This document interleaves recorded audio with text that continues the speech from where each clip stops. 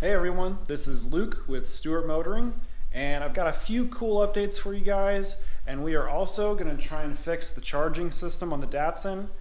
Having some trouble with it keeping the battery charged, and I think now it's not even charging at all. So I'm going to take a look at the wiring and see if it's a wiring issue, and depending on what it is, we might also upgrade to a truck alternator. So stay tuned. All right, so one of the reasons for the lack of videos and progress on the Z is I actually bought a house. So I've been kind of going through all of that, closing and moving in, and then we've been, kind of making the house our own. So I'll kind of show you the setup. This is the, attached garage. Very bare right now. The Fusion parks here, the Datsun sits there for now. But yeah, just the whole home buying process. I've been trying to make the driveway kind of low car friendly by doing some asphalt and patching some potholes back there in the back, trying to plant new grass because I want to have a nice front yard. But yeah, this is the attached front garage, and then I do have a detached two-car garage in the back, which is not ready for cars yet, and we can take a look and walk back there. So we're gonna try and resurface or re-oil the driveway, but I think it's too late in the year to do that. But there's a really big gap between the asphalt and the concrete base there, so flattened all that out. So that's some of the work that I've been doing. But let's take a step in the garage here. It is a very bare garage right now. There's no insulation or drywall on the walls. It is basically a shell. So I've got a lot of work to do. Yeah, I'll throw up some pictures of what it looked like before. There was actually some really big shelves here that took up a lot of room, so we got rid of those because I want as much space as I can. There is one 220 outlet right here, but that's not even the right socket style, so that's gonna have to be changed. It does have its own panel, which is nice, but gonna be a little bit low on power back here. It's just got I think a 50 amp breaker coming to the back, so we're gonna have to kind of work on that, possibly upgrade. But really, all new learning experience. I'm gonna have to run 220 wires for a welder, a compressor, a heater, all of those things. So that's all stuff that you guys might be familiar with, and this is gonna be my first time trying to do all that to make this garage real nice, a place where I can work on cars and have fun. So right now we're up in the front garage because this one is just not ready yet. I can probably park the Datsun back here, but we might as well just put it in the front. Got the trusty Craftsman lawnmower back here until I get a shed and we can move it out of the garage. But yeah, this is it. This is the detached garage, and hopefully we're gonna get working on this winter and really make it nice. So we'll head on back up to the front and start working on the Datsun. All right, so back to the front. Like I said, I'm kind of dealing with a low voltage issue. It first became noticeable after I drove around town. I came back and parked it, and it had some trouble starting.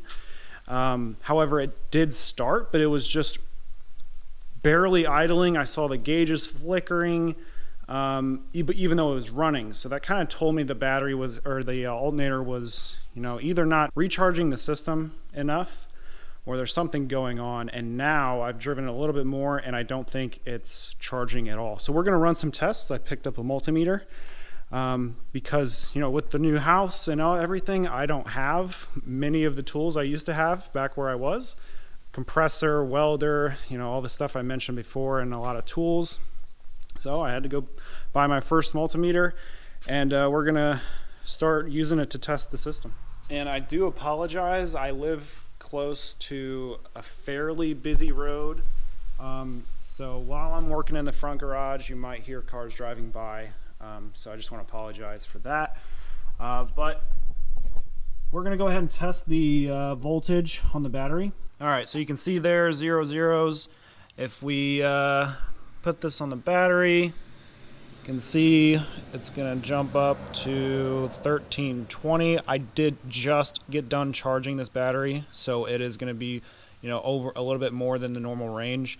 So 12.6, 12.7, but 13.2 after you get done charging it, that's normal. So we got a good battery.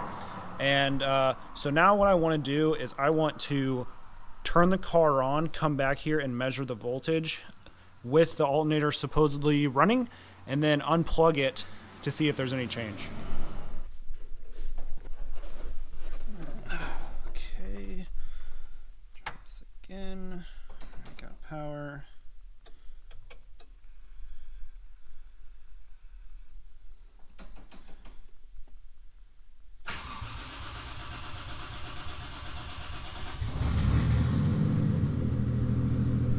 Okay.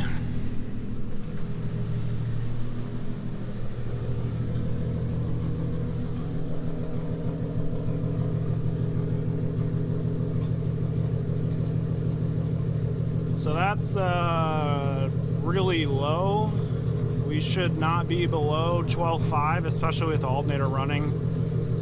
So okay, we're looking around 12.11, 12.12, and the 12. So I'm gonna run up, I'm gonna unplug the alternator, see what happens.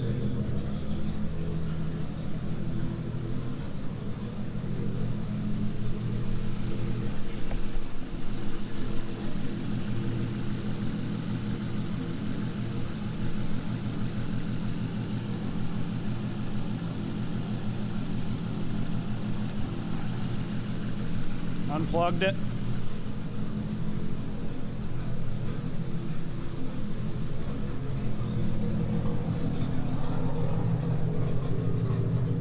There's no change.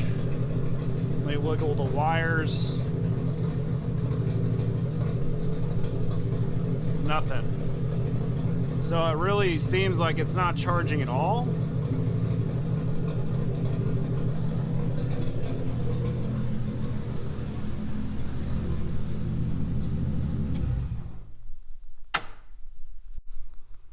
Alright, so I just tested the pinouts of the plug to the alternator while the car was running, and 2 of the wires are getting 12 volts and the other wire is the output to the light, I believe.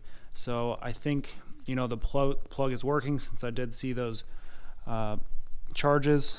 So I think now I'm just going to go ahead and take this intercooler piping off, and we're going to go ahead and pull that alternator out and put in the new, well, it's not new, but new to me, alternator. So I've got 2 of them here because one was damaged in shipping, but this is, I think, it's a Toyota SEQUOIA alternator, and it's supposed to be 150 amps, and compared to the 90 that the 1JZ comes with. So this is a 4-plug connector, and currently I have a 3-pin. So we're gonna work on the wiring, waiting for the plug to come in, but I can still take everything apart. So yeah, got this, clean it up a little bit, and it'll just take a bit of modification on one of these brackets here to grind it down. And so, all right, I'm gonna start taking all that apart.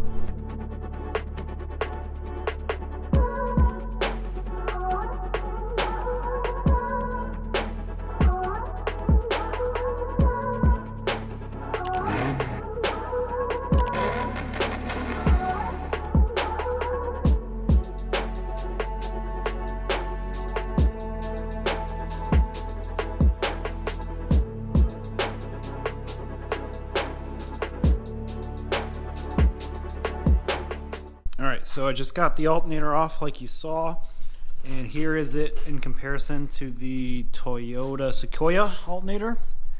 So you can see the top 2 brackets here line up, and then that one and that one are good. There's another bracket here which won't be used, and then it'll just require some modification because this is a bit too long, I believe.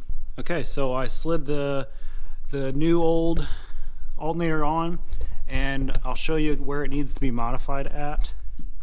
You can see that when I lift it up, there's some excess on that bracket that's hitting. So if we sand that down, we'll be able to back this up, lift it all the way up, and then put the bolt through.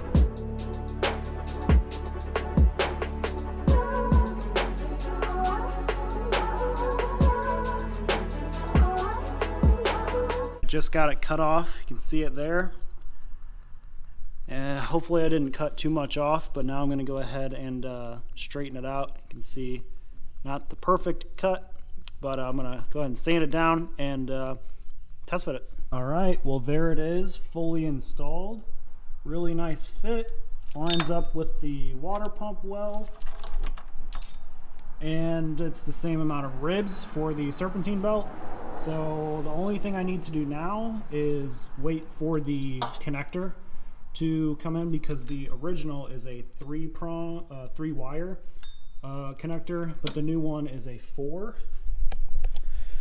So I need to wait for the new connector to come in. I need to do some research on how to wire 4 to 3, and yeah, so it's going to be a couple seconds for you, maybe a week for me, but now I think is a good time to go ahead and pick the poster winner. All right, so I'm sitting here in my office editing this video, and we'll view the office here, and it's time to pick a poster winner. So we've got 42 entries, and we're gonna go ahead and pick a winner.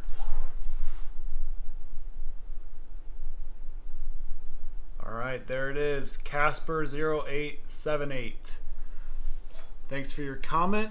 Please send me a email to Stewart Motoring, and we can get the details worked out. So thanks. All right, so I got the plug. It already fits. Nice 4-wire plug, about $5 to $7 on eBay. And I've actually already wired it up. So pretty simple. You know, the 1JZ alternator had 3 wires. One wire was for the sense, which was always giving 12 volts. The other wire was a ignition, so it would only have 12 volts when you had, you know, the car running or ignition on. And then the last one is for the light. And so this last wire on the plug, you can see it's not hooked to anything. I can pretty much not use, so I'll hide that somewhere. So got that wired up, and now I'm just going to go ahead and throw on the serpentine belt, plug it in, and we'll give it a try.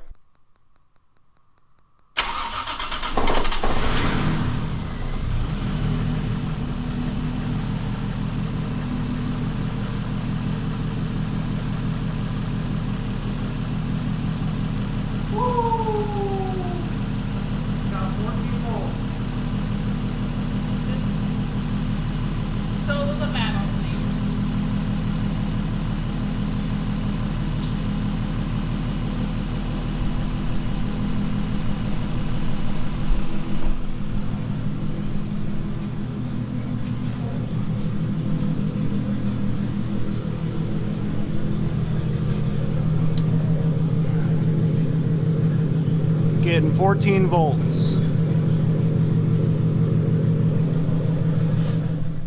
All right, so it looks like that fixed it. You can see that we're getting 14.5 volts back at the battery now, which is a hell of a lot more than we were getting before. So that seems to have fixed our issue. It looks like we just had a dead 1JZ alternator. So doing this upgrade not only, you know, upgraded the amps, actually fixed the whole entire issue. So I'm going to go ahead and get everything put back together fully, because I don't have the intercooler piping on and everything. So I'm going to tidy up the whole engine bay, get everything put back together, and then I'll see you then. One thing during that startup, I know that it probably freaked a lot of you guys out that the turbo wasn't spinning. Don't worry, that's normal. You could research it if you want, but basically it's just you're idling. It's a journal bearing turbo. It takes a little bit of pressure to start spinning. So if I had a ball bearing turbo, it would spin, but this journal bearing needs a little bit more pressure. Usually whenever I get it running and warmed up and the oil's hot and warm, it'll spin on startup, but until I rev it, it'll start spinning. So don't worry, that's not a problem with the turbo. I've researched it because I was also worried that it wasn't spinning one time, and I was like, oh my gosh. But yeah, so I'm gonna get this put back together and see you then. Got the car all put back together, so let's go ahead and take it for a test drive.